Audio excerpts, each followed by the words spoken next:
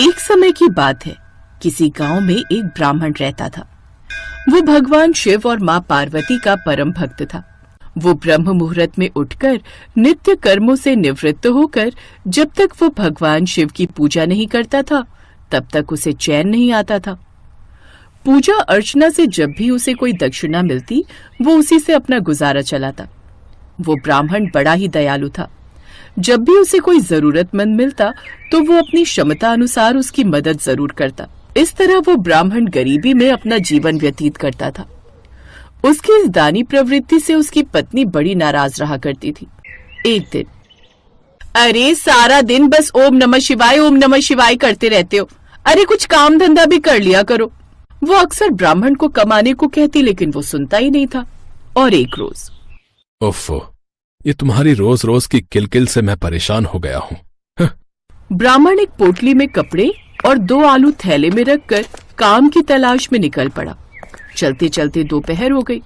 अरे वो क्या, तालाब, इसमें डुबकी लगा लेता हूँ, फिर थोड़ा आराम मिल जाएगा, काफी थक गया हूँ। उसने ऐसा ही किया। वो तालाब में डुबकी लगाकर कुछ देर पेड़ की छांव में सो गया। संयोगवश उस ओर से माँ पार्वती और शिवजी गुजर रहे थे। माँ पार्वती बोली, प्रभु, इस ब्राह्मण का दुख। भोलेनाथ ने पोटली में रखे 2 आलू लड्डुओं में बदल दिए। फिर वो वहां से चले गए। जब उस ब्राह्मण की आंख खुली तो उसे भूख लगी। उसने पोटली खोली तो उसे देखकर खुश हो गया। अरे वाह, ये तो बहुत अच्छा किया। रमा ने 2 लड्डू दे दिए मुझे, अब ये लड्डू खा लेता हूँ। उसने लड्डू खाया तो बोला, बड़ा स्वादिष्ट लड्डू है, मैंने ऐसा लड्डू पहले कभी नहीं खाया। उसने जल्दी से दोनों लड्डू खा लिए। फिर जैसे ही उसने फिर से पोटली खोली तो देखा पोटली में 2 लड्डू और रखे हैं। उसने एक लड्डू और खा लिया। फिर उसे पोटली में 2 लड्डू और दिखे। ये भला कैसा चमत्कार है। जय भोलेनाथ, ये आपकी ही कृपा है। अब ब्राह्मण वो लड्डू लेकर घर आ गया और अपनी पत्नी को सारी बात बताई। क्या आप सच कह रहे हैं? हाँ, तुम चाहो तो तुम भी खाकर देखो। अब ब्राह्मणी ने भी पेट भरकर लड्डू खाए। ये तो सचमुच कोई चमत्कार है, जो बार बार ये लड्डू खत्म ही नहीं हो रहे और इनका स्वाद तो लाजवाब है। मैं क्या कहती हूँ, क्यों ना आप लड्डुओं का ही काम खोल ले, इससे अच्छी कमाई भी हो जाएगी। विचार तो बहुत ही अच्छा है। अब उन्होंने लड्डुओं की दुकान खोल ली। उन 2 लड्डुओं से ही कई लड्डू दुकान में भर गए। इतने स्वादिष्ट लड्डू खाकर तो ग्राहक बार बार उनके पास आते। कमाल है, इस ब्राह्मण के पास ना तो कारीगर है और ना ही लड्डुओं का सामान। फिर ये लड्डू बनाते कहाँ होंगे? अरे कहीं भी बनाते होंगे भैया, हमें क्या है, हमें तो बस खाने से मतलब है। अब ब्राह्मण के दिन बदल गए और वो काफी अमीर हो गया। उसने खुद का बड़ा घर बना लिया। लेकिन अब नगर के एक आदमी को उस पर शक होने लगा। एक रोज उस पोटली का राज उसको पता चल गया और उसने जाकर राजा को बता दिया। तो जाओ और वो पोटली उससे ले आओ। सैनिक जाकर वो पोटली उससे ले आए। उस पोटली के जाते ही ब्राह्मण के फिर से वही हाल हो गए।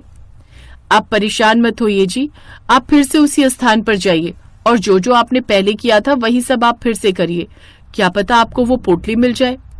ठीक है, मैं फिर से वैसे ही जाता हूँ।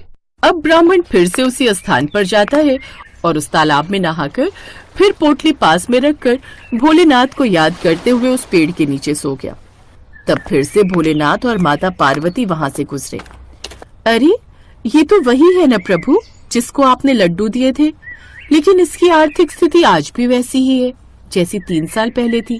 तब महादेव ने अपने चमत्कार से उसकी पोटली में 2 ईंटें रख दी और बोले, अब इस ब्राह्मण को इसकी पोटली वापस मिल जाएगी। वो दोनों वहां से अंतर्ध्यान हो गए। कुछ देर बाद ब्राह्मण जागा तो उसे भूख लगी। उसने जल्दी से पोटली खोली तो उसमें 2 ईंटें थी। वो ईंटें उछलकर उसके माथे पर लग गई। अरे प्रभु, ये क्या? वो ईंटें लेकर ब्राह्मण घर पहुंचा। अरे ये चोट कैसे लगी? फिर ब्राह्मण ने सारी बात बताई।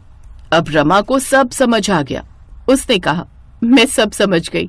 अब आप राजा के पास संदेश पहुंचाइए कि या तो वो हमारी पोटली वापस कर दे या हमारे साथ युद्ध करे। राजा के पास ब्राह्मण का संदेश पहुंचा तो उसे ये संदेश बड़ा अटपटा सा लगा। उसने ब्राह्मण को लेने के लिए सैनिक भेज दिए।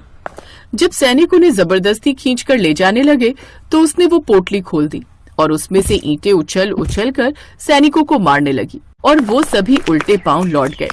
फिर राजा खुद वो पोटली लेकर वहां पहुंचा। उसने ब्राह्मण को वो पोटली लौटा दी। साथ ही दुश्मनों से युद्ध के लिए वो ईंट वाली पोटली उससे ले ली, ताकि अब कभी भी दुश्मनों से लड़ाई हो तो वो ईंट अपने आप उस पर वार कर दे। अब राजा खुशी खुशी वो ईंट वाली पोटली लेकर वहां से चला गया। एक बार की बात है, भोलेनाथ और माँ पार्वती पृथ्वी लोक पर भ्रमण के लिए निकले थे। चलते चलते उनकी नजर एक गरीब पति पत्नी पर पड़ी, जो अपनी गरीबी से बड़े दुखी थे। मेरी तो कुछ समझ में नहीं आ रहा, हमारे दुख के दिन कब खत्म होंगे। हमारे पड़ोस में जो मदन रहता है, जानती हो, उसने कल ही एक नई दुकान खरीदी है। हमारा भाग्य न जाने कब चमकेगा। उसके भाग्य में अमीर होना लिखा था, हमारे में नहीं। सब भगवान की इच्छा अनुसार ही होता है। पता नहीं हमारे अच्छे दिन कब आएंगे। प्रभु की कृपा ना जाने हम पर कब बरसेगी। ना जाने कौन से बुरे कर्मों की सजा हमें मिल रही है। उनकी ये बातें माँ पार्वती और भोलेनाथ ने सुन ली। माँ पार्वती बोली, भोलेनाथ, आप चाहें तो पल भर में ही इन्हें अमीर बना सकते हैं। हाँ, लेकिन अभी इनके भाग्य में अमीर होना नहीं लिखा। ऐसा कहकर वो आगे चले तो माता पार्वती की नजर एक अमीर साहूकार और उसकी पत्नी पर पड़ी। सुनिए जी, मुझे अभी 10,000 रुपए चाहिए। मुझे अपने बच्चे को उसकी पसंद के कपड़े और खिलौने दिलवाने हैं। ठीक है, कल मुझसे पैसे ले लेना। ये सब देख माँ पार्वती बोली, महादेव, मैंने देखा है धरती पर आप गरीब लोगों को और दुख और अमीर लोगों को और सुख देते हैं। ऐसा क्यों?